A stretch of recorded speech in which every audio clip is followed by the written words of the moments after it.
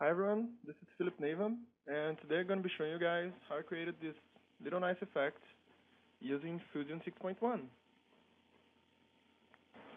Okay, for our animated texture, we're going to grab a background.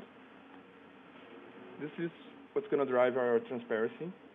We're going to make it a white background and a square image. 12 by 512. Nice. Now let's grab a rectangular mask, plug it over, and on the rectangular mask, we're going to use 1 and 0.1 for his sizes. And on the center, we're going to add a shake modifier, so you don't have to animate this by hand. Now on the shake modifier, we're going to give it a random seed, a little smoothness, and we're going to unlock the XY. And on the X, we're going to use 0.5 and 0.5 so it doesn't move. And on the Y, we're going to use minus 0.2, not mistaken, yes, minus 0.2 and 1.2. This way our mask is going to go through the limits of our image. Now we're going to copy the rectangular, paste it over, plug them together, and give it another random seed. We're going to grab now a shape 3D. Let's make it a torus. On the section, we're going to use 1 and unlock the XYZ for the scale, and on the Y scale, we're going to use 1.5 so it can get this nice apple shaped look. Now we're going to grab blend material for our first pass, plug our texture, plug it to our shape. On our blend, we're going to enable two-sided and remove all the specular. Nice. Now back to our shape. Let's raise our subdivision level so we can get rid of these hard edges. Now we're going to grab duplicate 3D. Duplicate. We're going to make it 5 copies. We're going to scale them down a little bit, 0.75. And on our jitter tab, give it a random seed, around 10 on the time offset. And we're going to add 360 for the rotation of all the 3 axes.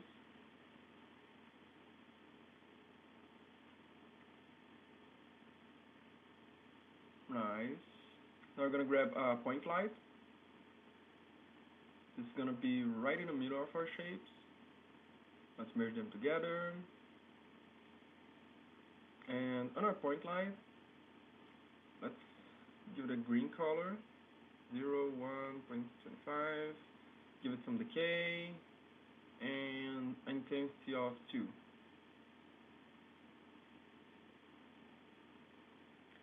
Now for the reflection pass, I've just imported some combination of tools and masks that I've used to create a reflective environment. It's really simple stuff, and since any spherical image will work just fine for this, I'm not gonna go through how I did it, but if you guys want, you can download my composition on VFXpedia and see how I've done. So let's grab a blend material. Let's plug our texture over. Texture, okay. We're gonna make it black. And let's remove the specular and enable two-sided. Now we're going to grab reflect material. Let's plug our blend, and let's grab our reflective environment and plug it on the reflection color material. Now we're going to grab our texture again and plug it to our reflection intensity. So we have this nice reflective material here. On the glancing strength, let's use 1, and on the fall off, let's put it 3.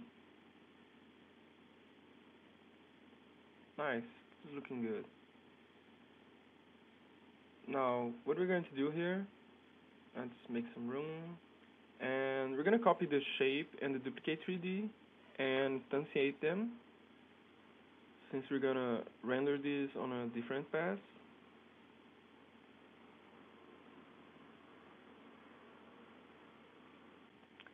Now that we have our reflective pass, we're going to create our specular pass. So let's bring this here. Let's grab another blend material. Let's plug our texture. And we're going to plug our texture also into the specular intensity. Now in our blend material, we're going to make it black.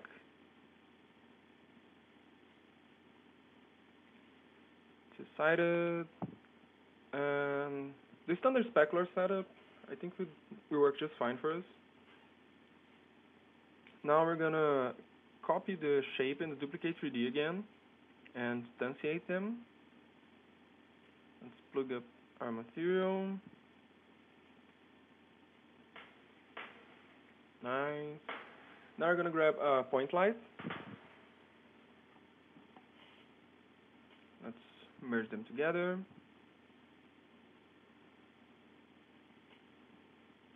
Okay.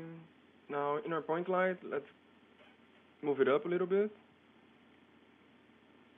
I think 5 units will work.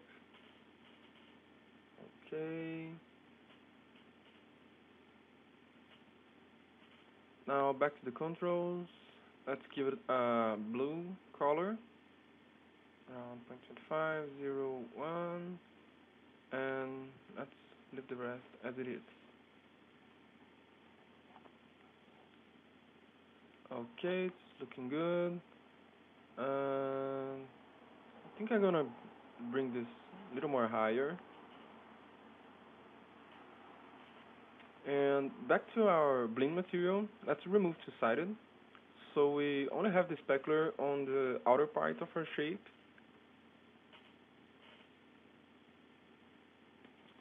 Now that we have our 3 main passes ready, let's grab a Transform 3D tool, and we're going to move everything up a little bit.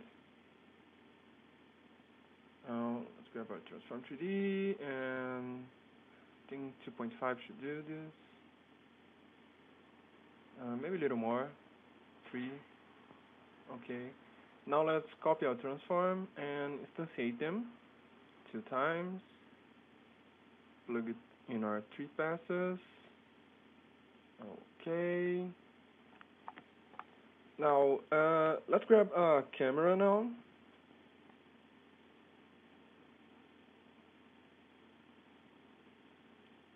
And in our camera, set the film back of the resolution for the resolution that you're using. I'm gonna put an angle of 60, and on the transform tab, let's use a target, and let's put our target right in the middle of our shapes.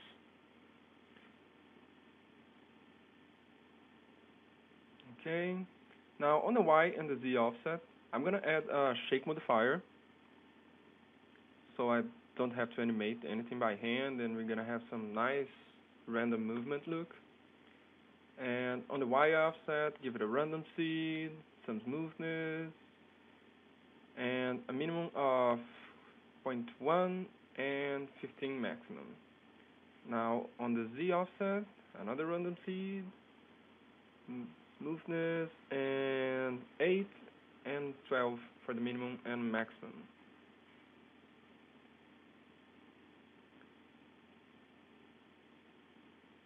Okay. Now we're gonna grab another transform 3D. This transform we're gonna use to make the camera kind of orbit around our shape. So let's go to the rotation. I think, oops, wrong axis. Y rotation. Let's add a shake modifier. Modify with shake, and on the modifiers tab, let's give it a randomize. Let's give it a lot of smoothness, so it's gonna be just a subtle effect, and a maximum of 260. Now let's merge our camera to our 3 passes. Okay, now we're gonna start rendering our passes. So let's grab our main pass.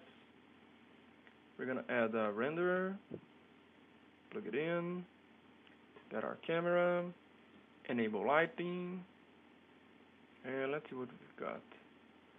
So I think it's looking nice, but I think I'm gonna give it a little more zoom to our camera.